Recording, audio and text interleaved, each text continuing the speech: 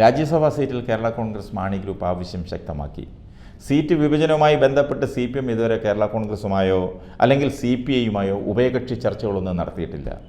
പുറത്തു വരുന്ന വാർത്തകളൊക്കെ ഊഹാപോഹങ്ങളും ഓരോരുത്തരുടെ മനോഗതവുമൊക്കെയാണ്.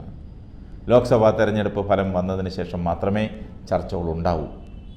എന്നാൽ കേരള കോൺഗ്രസ് മാണി ഗ്രൂപ്പ് നേതൃയോഗം കൂടി സീറ്റിൽ ഉറച്ചു നിൽക്കാൻ തീരുമാനിച്ചിട്ടുണ്ട്. അത് കഴിഞ്ഞ ആഴ്ച അവരുടെ യോഗം ചേർന്നിരുന്നു. ഒരു വിട്ടുവീഴ്ചയ്ക്കും തയ്യാറാകരുതെന്നാണ് ഉന്നതാധികാര സമിതി ചർച്ചയ്ക്ക് പോകുന്നവർക്ക് നൽകിയ നിർദ്ദേശം. ലോക്സഭാ തെരഞ്ഞെടുപ്പിന് ശേഷം കേന്ദ്രത്തിൽ ഇന്ത്യ മുന്നണി അധികാരത്തിൽ വരും. അപ്പോൾ നിലവിലെ സാഹചര്യത്തിൽ ജോസ് കെ മാണിക്ക് അവിടെ ഒരു കേന്ദ്രമന്ത്രിയാകാൻ ചാൻസ് ഉണ്ട്. അതുകൊണ്ട് ജോസ് കെ മാണിക്കായി രാജ്യസഭാ സീറ്റ് അനുവദിക്കണമെന്നാണ് കേരള കോൺഗ്രസിൻ്റെ ആവശ്യം. ആ ആവശ്യമാണ് അവർ ഇടതുമുന്നണിയിൽ ഉന്നയിക്കുന്നത്. ഇന്ത്യ മുന്നണി അധികാരത്തിലെത്തിയാൽ കേരള കോൺഗ്രസ് ഒരു തരത്തിലും പിന്മാറില്ല.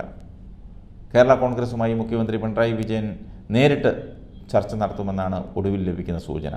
രാജ്യസഭാ സീറ്റുമായി ബന്ധപ്പെട്ട പ്രശ്നം ഇടതുമുന്നണിയിൽ രമ്യമായി പരിഹരിക്കണമെന്ന പ്രതീക്ഷയാണ് മുന്നണി നേതൃത്വം പങ്കുവയ്ക്കുന്നത്.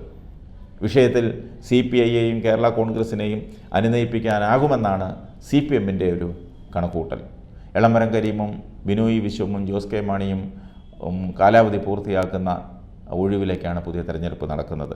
ഈ 3 സീറ്റിൽ ഒരെണ്ണം UDFന് ലഭിക്കും. ശേഷിക്കുന്ന 2 സീറ്റുകളിലാണ് അവകാശവാദങ്ങൾ ഉയരുന്നത്. ഒരു സീറ്റ് CPM നിലനിർത്തും. അവശേഷിക്കുന്ന ഒരു സീറ്റിന് വേണ്ടിയാണ് CPIയും കേരള കോൺഗ്രസ് മാണി ഗ്രൂപ്പും അവകാശവാദം ഉന്നയിക്കുന്നത്. RJDയും രാജ്യസഭാ സീറ്റ് ആവശ്യപ്പെടുന്നുണ്ട്. പക്ഷേ അവർക്ക് ലഭിക്കുമെന്ന് കണ്ടറിയണം. UDFിൽ നിന്ന് ഇടതുപക്ഷത്തേക്ക് കേരള കോൺഗ്രസ് വരുന്ന സമയത്ത് രാജ്യസഭാ സീറ്റും കൊണ്ടാണ് അവർ വന്നത്. അത് ഇടതുമുന്നണി നിലനിർത്തി കൊടുക്കുകയും ചെയ്തു. ഇപ്പോൾ കാലാവധി പൂർത്തിയാകുമ്പോൾ വീണ്ടും ആവശ്യപ്പെടുന്നത് ന്യായമാണെന്നാണ് രാഷ്ട്രീയ നിരീക്ഷകരുടെ ഒരഭിപ്രായം.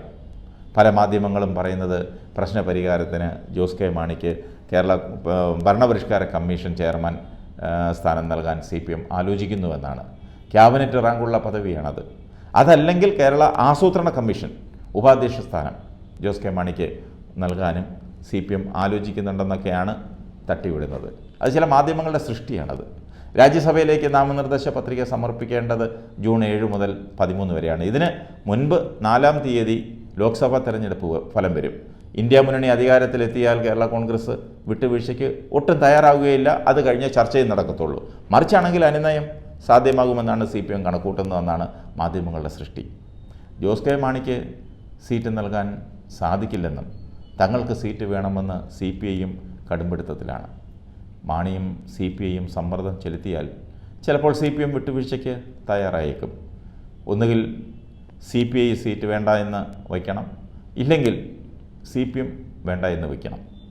ഇവർക്ക് 2 പേർക്കും നിലവിൽ രാജ്യസഭയിൽ സീറ്റുണ്ട്. മാണി ഗ്രൂപ്പിന് മാത്രമേ സീറ്റില്ലാതെയുള്ളൂ. മാണി ഗ്രൂപ്പിന് സീറ്റ് കൊടുത്തില്ലെങ്കിൽ UDF കൊടുക്കാൻ അപ്പുറത്ത് തയ്യാറായി നിൽപ്പുണ്ട്. അങ്ങനെയാണെങ്കിൽ മാണി ഗ്രൂപ്പ് മുന്നണി വിട്ടേക്കും. രാജ്യസഭാ സീറ്റാണ് അവരുടെ ഭാവി നിർണ്ണയിക്കുന്നത്. നിൽക്കണോ പോകണോ അത് വരും ദിവസങ്ങളിൽ തീരുമാനമാകും.